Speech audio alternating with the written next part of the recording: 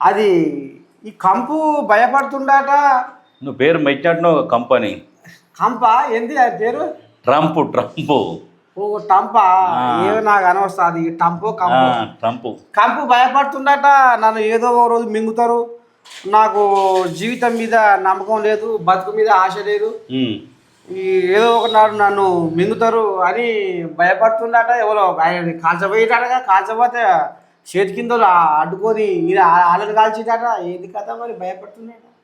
మరి ప్రజా వ్యతిరేక నిర్ణయాలు తీసుకున్నప్పుడు ఎటువంటి నాయకుడినైనా అందులో నుంచే ఉద్యమం పుట్టుకొస్తుంది. ప్రజల నుంచి ప్రజా వ్యతిరేక నిర్ణయాలు తీసుకుంటున్నప్పుడు ఇటువంటివి జరుగుతాయి, భరించాలి.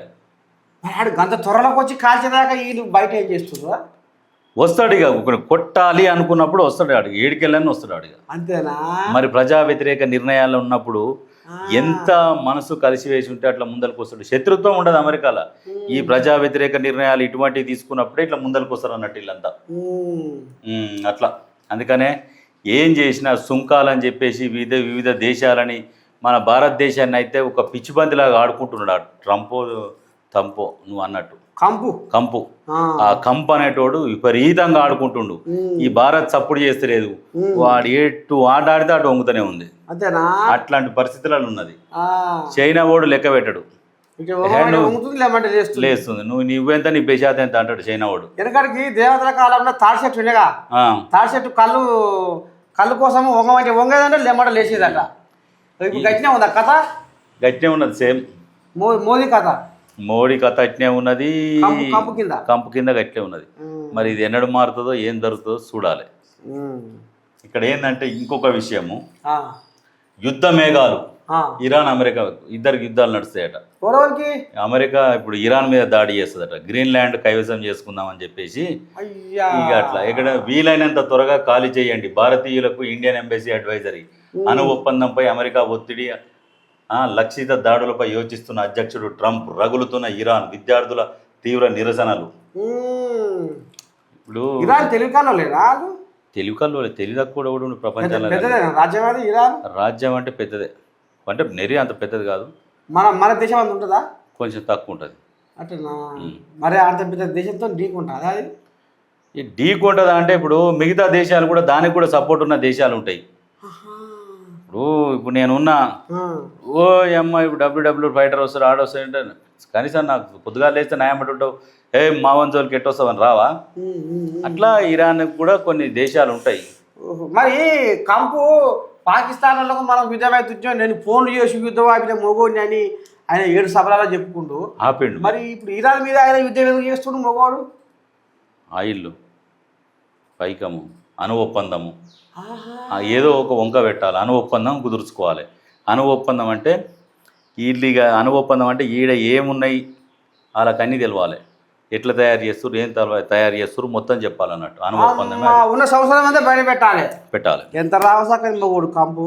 అవి ఏంటంటే ఈ పక్క పక్కన దేశాలు ఉంటాయి కదా, వాళ్ళు అణు ఒప్పందాలు కుదుర్చుకుంటారు. ఎందుకంటే మీ ఎక్కడ ఉన్నాయి మా ఎక్కడ ఉన్నాయి తెలియజెప్పుకోవాలి. దాని మీద దాడి చేయొద్దు. ఇప్పుడు పాకిస్తాన్లో అణ్వాయుధాలు ఎక్కడున్నాయో ఇండియాకి తెలుసు, ఇండియాలో ఏడున్నాయో వాళ్ళకు కూడా తెలుసు. కానీ వీటి మీద వాళ్ళు దాడి చేయొద్దు, వాటి మీద వీళ్ళు దాడి చేయొద్దు. దాడి చేయొద్దు. నువ్వు ఎంతనన్నా కొట్టుకో, భూతల యుద్ధం కొట్టుకో, ఏమైనా కొట్లాడి ఏదైనా చెయ్యి. కొన్ని యుద్ధ నియమాలు ఉంటాయి, అవి పాటించాలి. ఐక్యరాజ్య సమితి ఉంటుంది, దాంట్లో ఇక ఈ లెక్కలు ఉంటాయి. ఇక ఈ అమెరికానికి ఏంటంటే ఎంతసేపటికి ఆర్థికంగా ఇంకా బలంగా ఎదగాలి, ఇంకా అన్ని దేశాలని చెక్కు చేతల్లో పెట్టుకోవాలి. ప్రపంచానికి పెద్దన్న నేనే ఉండాలి అనే ఒక అహంకారంతో ఇక అట్లనే నడుస్తున్నది. కొన్ని శతాబ్దాలుగా వాళ్ళే పాలిస్తున్నారు, వాళ్ళకే నడుస్తున్నది అట్లా. ఇక దాన్ని బీటు కొట్టాలి అని అంటే చైనాతోనే అవుతుంది, ఇక వంతో కాదు. మనతో కాదా? అమెరికాని కొట్టుడు అంటే మనతోనే అవుతుంది. ఓ అమ్మా బారు బూరు బచ్చన్నపేట. మన పొద్దుగా లేస్తే రేషన్ షాప్ కాడ లైన్ కట్టాలనే, మళ్ళీ లేవగానే చెప్పి వైన్స్ కాడ లైన్ కట్టాలనే. ఇక పని ఎక్కడిది, పాస్ ఎక్కడిది. ఇక